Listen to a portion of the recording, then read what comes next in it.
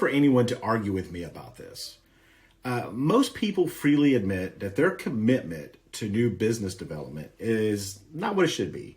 And as always, admitting a problem exists is a healthy first step on the road to recovery. Now, I don't particularly like talking about time management because to me, it sounds childish and it comes across like a never-ending problem, right? We can't manage time. But I do like talking about time blocking because it's a simple and easily implemented concept. And not to mention, it works amazingly well. So what is it? Time blocking is the act of making appointments with yourself or other activities that are priorities that allows you to, regain control of your calendar. It allows you to reorient your schedules and ensures that those blocks of time are dedicated to essential tasks. Honestly, the idea, when you think of it, it's stupidly simple, yet it's completely foreign to most. But what is mind-blowing to me, however, is that somewhere along the line, it has become acceptable and permissible for other people to put appointments on our calendars. Now, I'm a firm believer that we must protect our prime selling time. And to me, it is beyond ridiculous that anybody can see your electronic calendar and then schedule a meeting for you. Now, maybe certain types of people think it's cool when others fill up their calendars for them, but to me, it comes off as obscene. My time is mine. Don't touch it. Thank you very much. I'm sure some of you may agree with me and some may not. That's fine.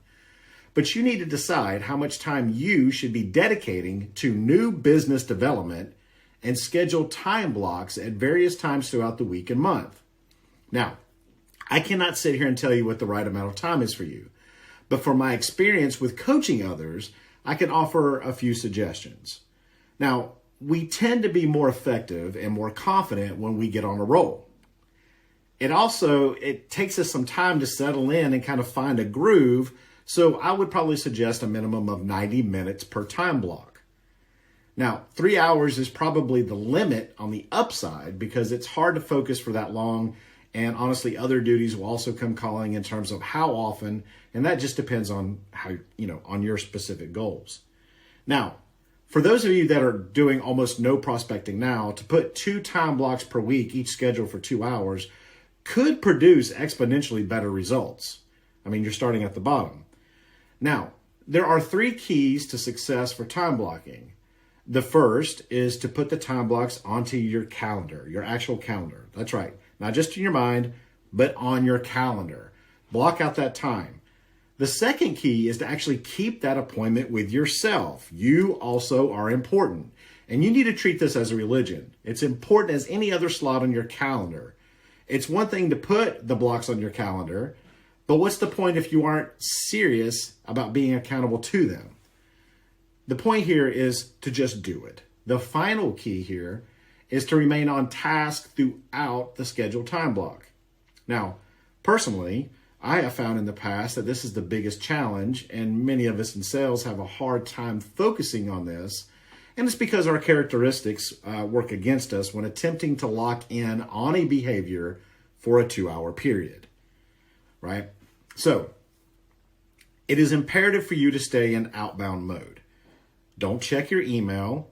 If you need to keep it open because you're using it for prospecting, then don't look at your inbox. Because all it's going to take is one email from a friend or another client who needs something that can derail your entire time block. You need to put your phone on Do Not Disturb. No inbound calls allowed when you're prospecting. I'm very serious when I say this. Look, here's the fact. You're not a surgeon, and nobody is going to die on the table because you can't be located for an hour or two. Seriously, if your office is on fire, the building you're on is on fire, somebody's going to come and get you, right? Now, otherwise, remain focused on your prospecting. Whatever emails and calls you miss in the course of a couple of hours can be handled after completing your time block. So, a lot of you are going to ask, well, Shane, why are you so extreme on this point? And allow me to finish simply with this. Right now, there are 1,000 salespeople out there failing at new business development for every one who is failing to just serve the needs of an existing customer. Now let that sink in. I want to thank you guys for hanging out. I really hope that you enjoyed this video. Please, if you found some value, give us a subscribe and share, and get notifications when new trainings drop. Coach Shane's